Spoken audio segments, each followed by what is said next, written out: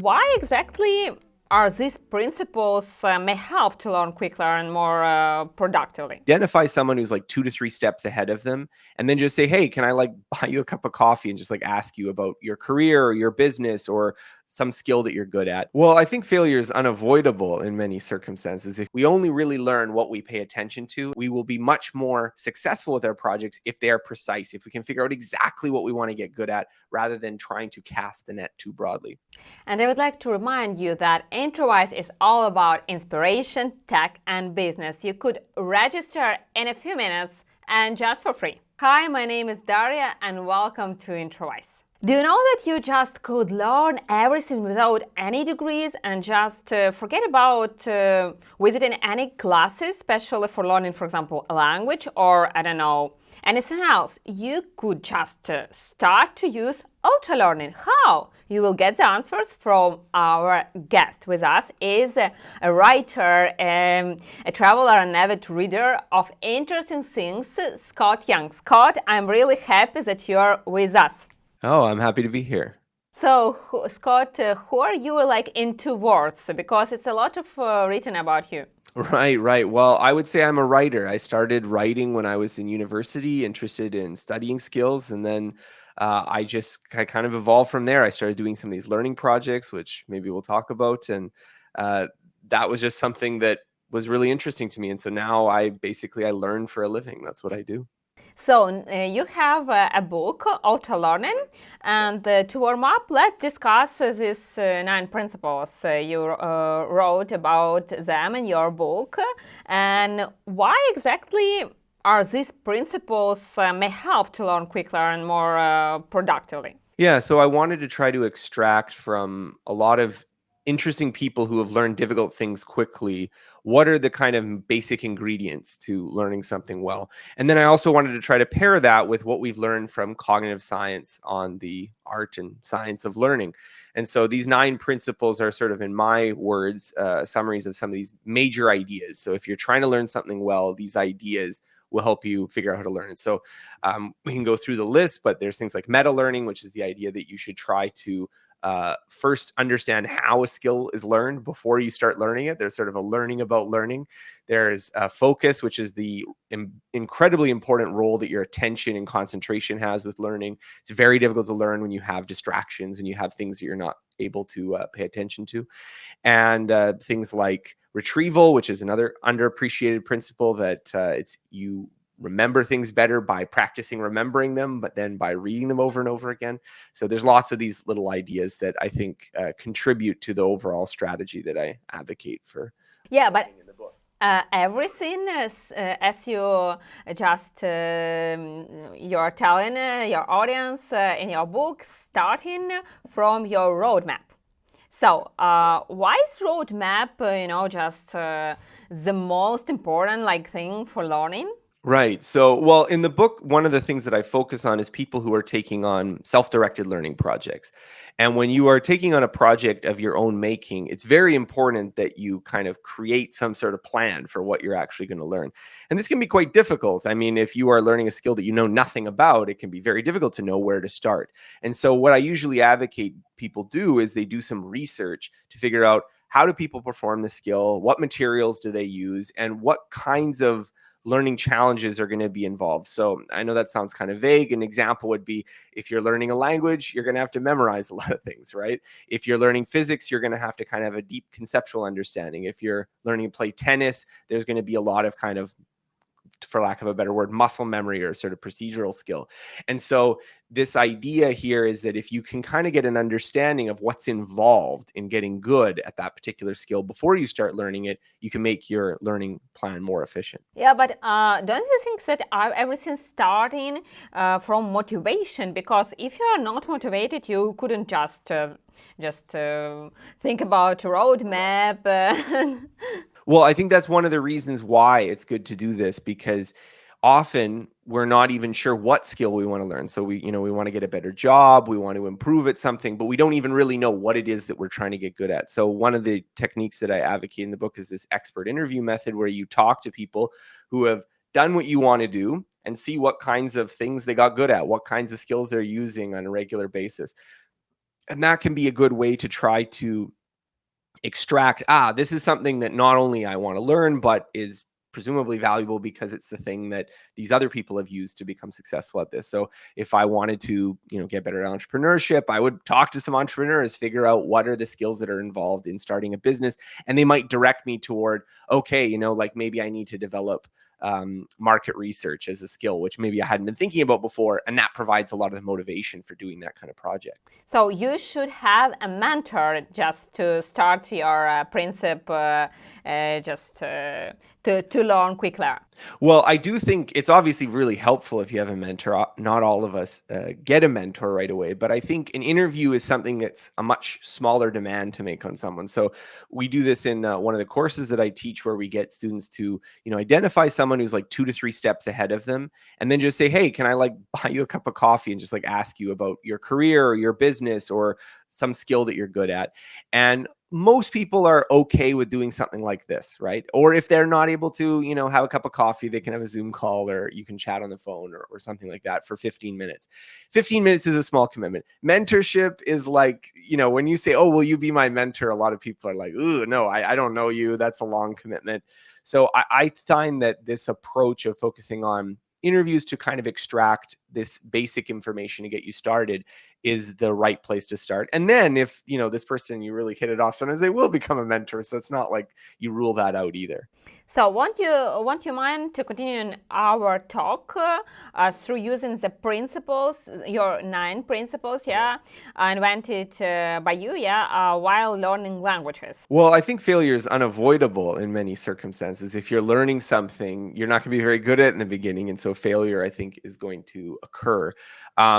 There is a question of how much failure you need to have. Obviously, you can be the kind of person who fails continuously for decades, and then that's obviously not best. But many people stop to learn when they have one failure, just two times failure. It can be very demotivating, right? If you encounter failure, I think it's healthy to have an attitude that failure is part of the learning process. So I think that's really important. I think it's also important to realize that what you're trying to do often is practice skills at this level where you can sometimes fail and sometimes be successful.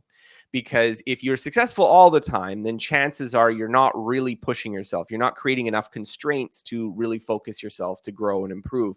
On the other hand, if you fail all the time, it's very difficult to extract, well, what's successful? What is it that I need to be improving? And so I think one of the major difficulties we have is that we have lots of things in our life that we do correctly or good enough, basically all of the time, and lots of things that we can't do well any of the time. And it's getting to this very narrow zone of, well, sometimes you fail, sometimes you succeed, that you actually start to get this improvement in this process. So I think failure is an important ingredient in learning. I do think it kind of plays a tricky role, because you want to obviously avoid situations where you're in the exclusively failure zone. So I don't think you can just say that failure is always good. But at the same time, I think it's really hard to think about learning where there is zero failure. Your experience of learning 4 languages in a year, and you just forgot about English language.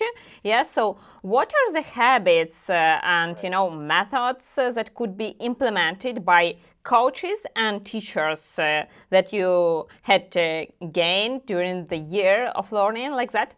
Yeah. So if you wanted to teach someone another language, again, I think one of the things I would try to do is, first of all, encourage them to actually use it, to actually speak, to actually have a little conversation. I think that can be something that, students struggle with a little bit. They feel embarrassed.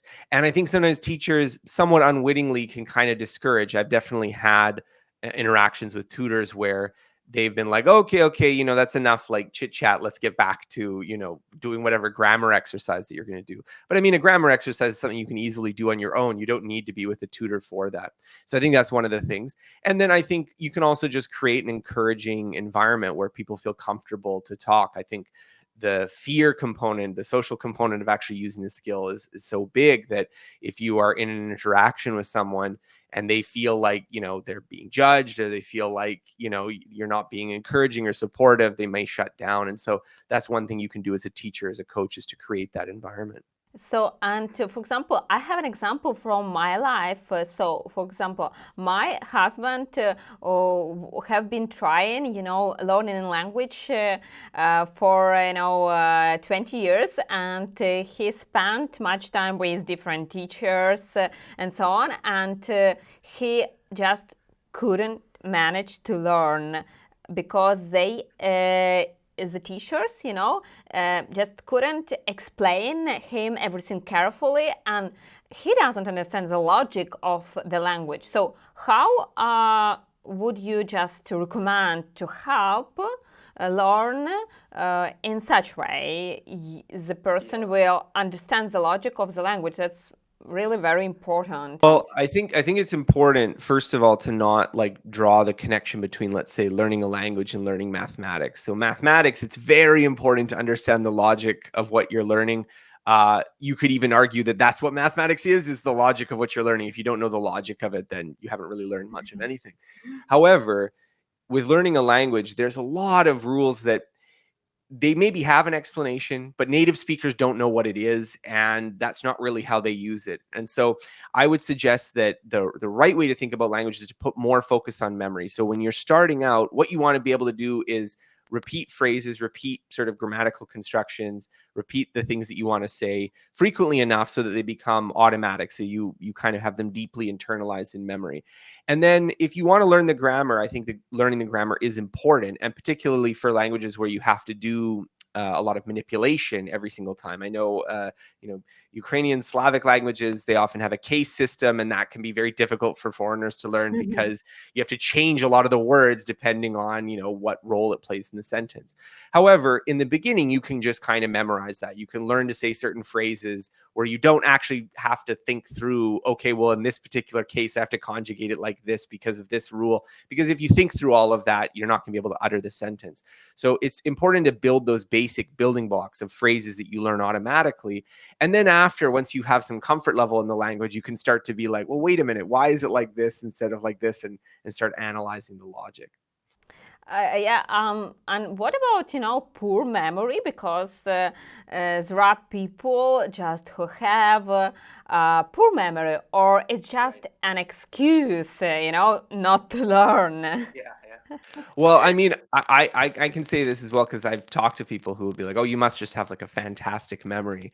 And I remember with, I think this was with, I think it was with a Chinese tutor, and I would be like having a conversation, and this would be a day after we had a lesson, and I'd be like, "Oh, like what's the word for this?" And they would tell me, and they would be like, we talked about this yesterday. You should have memorized it. Like the kind of like I had a bad memory. I was forgetting things. And I think that that's true for everyone, that, for learning a language, you often have to be exposed to a word 10, 15 times before it's totally automatic. And there's going to be lots of situations where you've learned a word and you forget it and you relearn it and you forget it and you relearn it. And this may make it seem like, well, if you keep forgetting and relearning, what's the point? I mean, it's just so much extra effort. But I don't think that's quite the right way to think about it. Each time you learn something, even if you forget it, you don't go back to zero. The pattern is in there. You're just not quite able to recall it actively.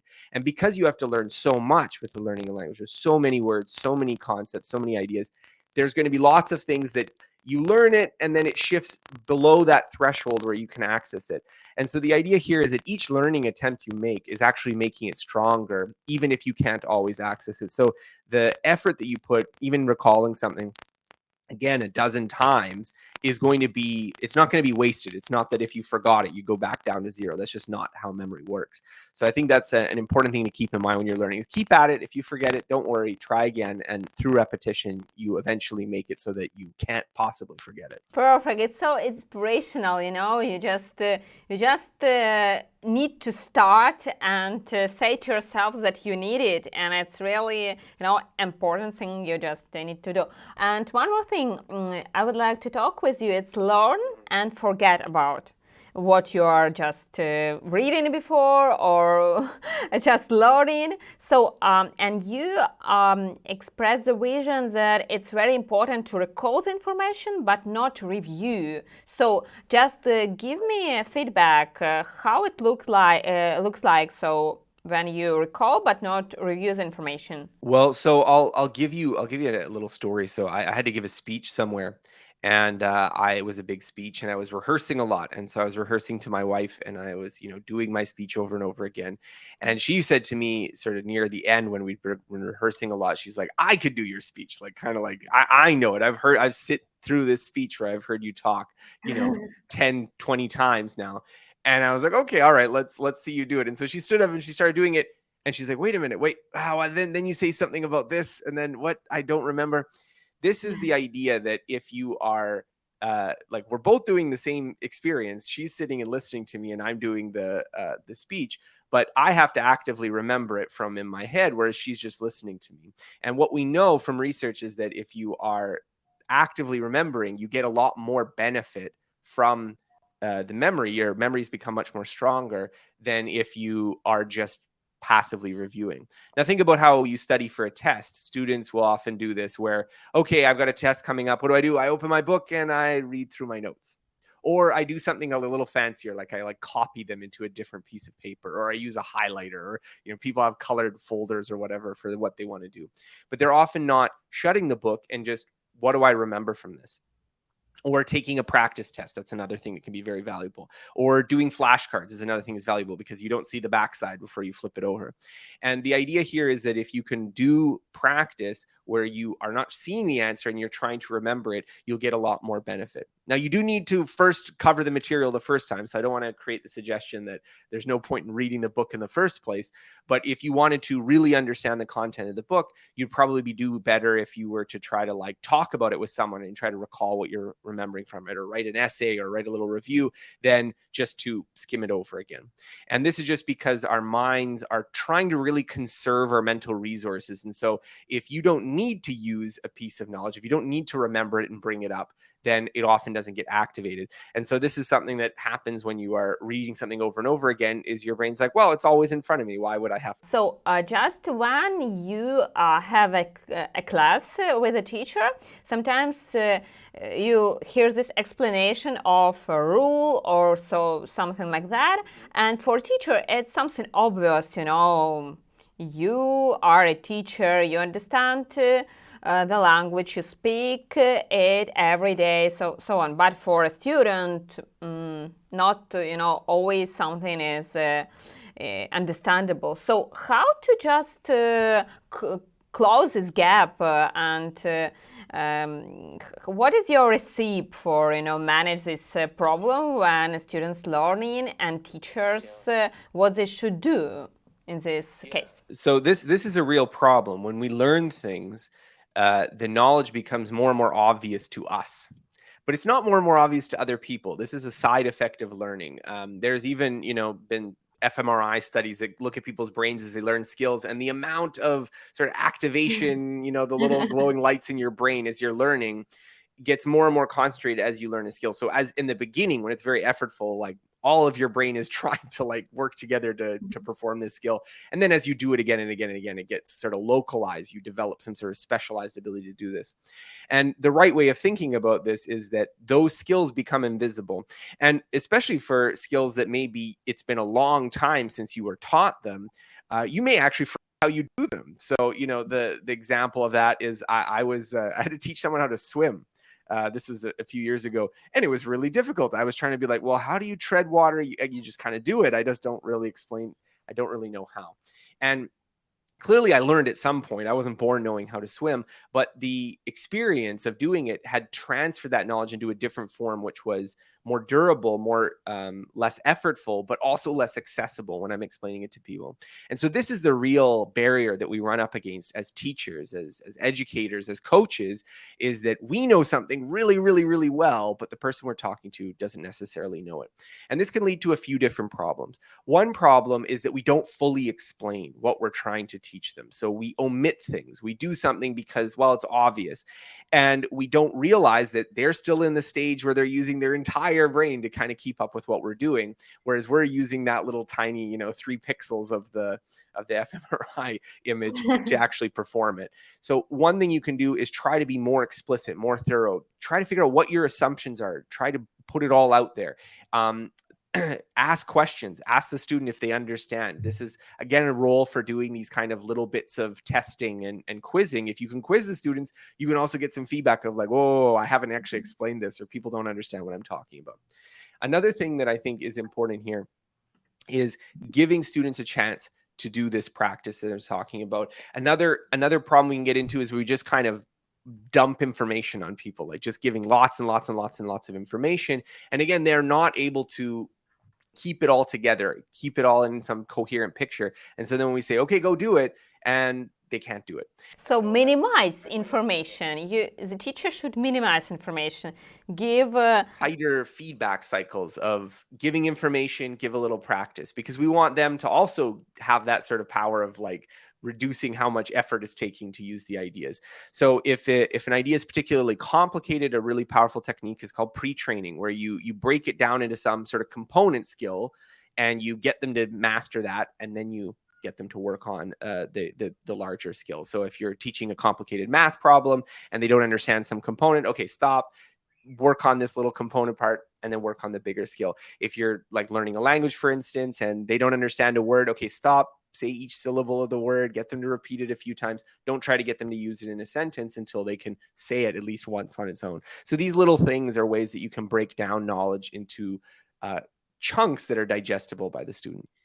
Yeah, but what would you recommend so for teachers and coaches how to deal with such thing when the students lose the interest to the lesson, to the, to the lesson? Yeah, so how to just detain this interest during the sessions? Well, I think there's a few things that are important. I think one thing that's important is you need to create a structure where the person feels like they can succeed in the class. So I think a lot of times we kind of look at students and we say, oh, they're just not motivated enough. But often we haven't given them a situation that they can succeed. And their lack of interest or apathy is really a cover for their own, feelings of fear, I guess you could say, of like failure. And so I'm going to just sort of tune out and not listen to this because I've just decided I can't figure it out. I can't get it. So I think one thing that we can definitely do is try to tune ourselves, like using the sort of process I was talking about, make it so that something's broken down enough so that people can actually succeed and you're actually making it possible. A second thing I think is just to figure out what's the connection between what you're teaching and the real life skill. I think, I mean, you could get really interested in something. It could be obvious to you why X is super, super important, but then the other person's like, yeah, who cares about that? And because it's new for them, they don't see any of those connections. They just see whatever you're telling them. And maybe what you're telling them is some preamble to get to the real interesting stuff that's in your head. So I think, the skills of storytelling are very important here. I mean, when I wrote my book, one of the things that I was really trying to do is trying to strike this balance between here's some interesting science and also how can I tell these stories or tell these little kind of things that have, this sort of unexpected kind of plot twist so that you can keep the reader interested. And so I think to be an educator, you're not just someone who's breaking down skills and just dryly giving them, but you also have to be a storyteller. You also have to be a motivator, a coach, someone who can encourage kids to believe in themselves. But what about intuition? You just figured out, this principle, and I'm really, I'm thinking that intuition, it's not for everyone. Yeah, just some people have good intuition. Some of them just, don't believe in it, maybe even, and don't try to use it. So it's you write about something that we should learn to use or just switch on the intuition. How could you explain this principle? Yeah, well, in the book, I talk about Richard Feynman, who had this sort of seemingly magical intuition for physics. And then I go through his actual explanations of what he was doing in those situations. And you see that he had tons and tons and tons of mathematical and physics little knowledge that was sort of stored in his head. And these little patterns, which were allowing him to kind of have, I guess you could say, almost partial answers to the problems people were giving, allowed him to do these things that just seem almost miraculous. And I think the right way to view it is that expertise or deep knowledge or intuition, as it were, is something that's built out of lots and lots of little parts. And so that as we acquire more and more small pieces of knowledge, we are able to do things that to the outside look like intuition.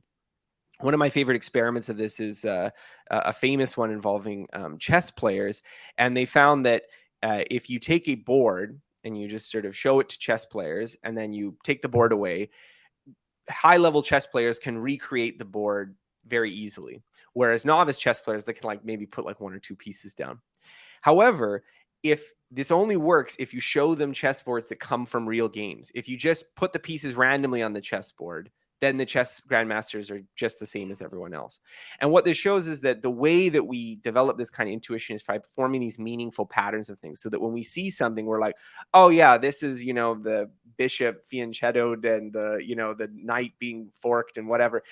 That kind of, those sort of higher level patterns allow you to kind of create a story of what's going on that you are able to just instantly recognize and understand in a way that someone else, it's just garbled. And that sounds very mysterious until you realize that you do it all the time. When you hear your native language spoken, it's just a bunch of meaning. You understand it. Whereas if you hear another language spoken, it's just this incomprehensible amount of noise and syllables. But the incomprehensible noise and syllables is what it basically is. It's just that you have developed this intuition to be able to extract a meaning for it so you can remember it perfectly. And so that's the sort of fantastic power of our brains, is that we are able to extract these meaningful patterns, and that intuition is sort of the accumulation of, in some estimates, tens of thousands of these patterns. Yeah, nice. It's a really great, example that you shared with us. And one more thing, how to teach, Scott, someone just the right way, so it will be, deep learning, because the teachers usually could be, could have a burnout, and the students just keep learning deeply. So how do you just manage it if you will be a coach or a teacher? Yeah, I mean, I think to learn deeply, as I said, we sort of have a couple of the ingredients. You have to see the patterns. You have to understand the patterns. So that kind of goes to what we were talking about. If the patterns don't make sense to you, if they're not meaningful, then it's going to be harder to learn. And you need to have a lot of this repetition and exposure. So we were talking about the retrieval practice, and the actual practicing of the skills is so important, because it isn't the case that you learn something and then immediately it's imprinted in there. Sometimes that happens, but much more often you need to kind of be exposed to an idea multiple times. You need to be exposed to it in multiple vantage points from different perspectives before you truly understand it. So you can think of something like, Newton's laws of motion or something like that, and someone can write F equals ma on the chalkboard, but that doesn't mean that you have a deep understanding of it. Maybe they'll say, okay, it's force equals mass times acceleration. Again, still, you don't have a deep understanding of it.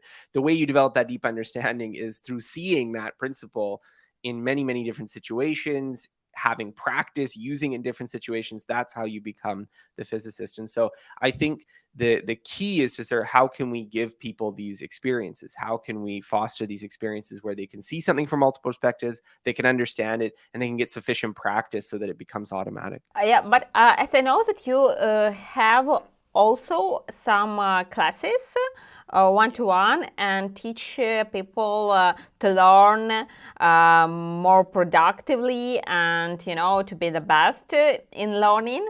So what are what is the most tangible for you, just in your practice of teaching? Yeah, a lot of the stuff that I teach is the kind of elaborations on the things that we've already talked about. So what I usually get students to do is I get them to organize a project. I get them to do their meta learning, figure out what's the curriculum, what is it that I actually have to learn. I get them to organize their time so that they can focus and actually have studying chunks, because if you don't study it, there's no point, right? I get them to think about what kind of practice they need to do, because as we talked about, being able to retrieve something from memory is very important. So the more you can tune whatever you're practicing to the situation that you would apply to, you're going to get more efficiency. I get them to... But for example, when you're a business coach or business trainer, you should learn much to know just much less about each field of your client, to understand how they live and the purpose of this coaching, try to be in their shoes, how to choose the right focus there for the trainer, for example. So, well, if you're trying to brush up on a field quickly, I think one of the things that I would probably focus on, well, first of all, talk to people. I mean, if you're talking to people, ask them questions about their business. I think if you are in a coaching environment, um, that understanding the problem of the client is a huge factor in being a successful coach. If you just talk to them the whole time, you don't actually listen to them, you're not going to be a very effective coach. So that itself can give you a lot of insight about how their industry works and this kind of thing. If you are coaching for a longer period of time, and so maybe you have some time, then yeah, like read a book that talks about whatever their field is, or talks about summarizing their idea. Read a few Wikipedia articles, read some news articles. That can give you sort of a kind of a high level coverage of some of the ideas, which of course is hopefully filled in by the client who knows more about their specific situation. I think there's no real substitute for learning everything about something if you want to be an expert, but there is a considerable advantage to knowing some things versus knowing nothing. So don't let the knowing nothing be your sort of stopping point. Yes, and if we are talking about concentration and deep focus, we already talked about it. But for example, if I have a distraction, yes, or you have a distraction, yeah. So what recipe to cultivate, to get rid of different distractions for you? For example, what you use in your practice? Well, I think one of the biggest things that you can do is to cultivate an environment that's distraction free. I think a lot of people don't invest in that seriously enough. The right way to think about that is that you need to build up your stamina. So a really good technique, if you're really struggling with focus, is the Pomodoro technique, where you set a timer for 20, I think it's 25 minutes. Canonical Pomodoro adherence will correct me if I'm wrong here. 25 minutes. And then if it dings, you get 5 minutes of break. So that allows you sort of a chance to rest. And the idea here is that committing to 25 minutes of doing anything is not that hard, right? Even if it's like a really, really painful essay assignment that you don't want to do, 25 minutes sitting there, even if it's just a blank page you're staring at for the whole time, it's not so bad. Whereas if you are just committing to, I'm going to finish this essay, you might, after 10 minutes of staring at the page, be like, oh, I can't do this. And, pull open your phone and go on to Instagram or something. But when, I think, yeah. oh, sorry. Yeah, but when, for example, a person working online, so they couldn't, just invest in the environment fully and properly. So how to manage to create the atmosphere for the client just to be confident and to be just successful? Right. So, I mean, if you're working online, I think I'm assuming this is what you're alluding to, but one of the difficulties is that you're often working from home, or you're working in an environment where there's other maybe coworkers, other. You couldn't read from your husband or your children?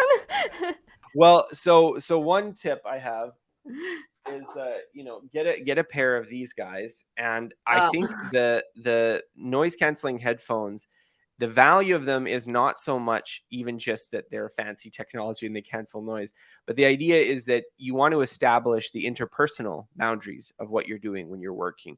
And I know that can be difficult, especially when you're at home and, okay, well, I need something, so I'm going to interrupt you and just a quick question, or, this kind of thing.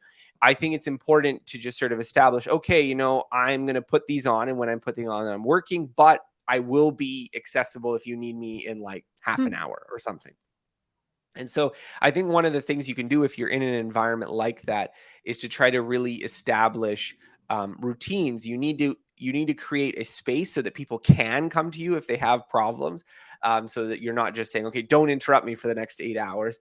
But at the same time, you have some boundaries so that you're not interruptible constantly, and that can allow you to get to work. So a lot of that is just about really talking with your spouse, your kids, or your dog. If you're like, okay, you're going to go sit outside for right now while I'm working on this, that can be a really big difference. So it's about setting your just personal and professional boundaries, yeah? Yes, that's perfect, really. You do it so quickly, I couldn't, just it's really perfect. 2 minutes. It's Yes, but you're a professional. And just last but not least, it's very quickly short questions, brand Introwise questions from you and short answers from you. How did you find your first client? Oh, well, I think my first client was a freelance writing job. I don't do any freelance writing anymore, but it was a friend of mine was writing for a publication, and I was like, okay, they're submitting, so I think I said, I can also write articles, and that's how I got the job. So, how did you become a writer? Well, I started writing kind of accidentally. I didn't think I was going to go into writing. I thought I was going to make software, and I was like, well, I need to improve my communication skills, my writing skills. So I started this blog, and the blog was better than any software I made. So I kept doing that. So it's in some ways I'm a writer because I wasn't good enough as a software maker in the beginning.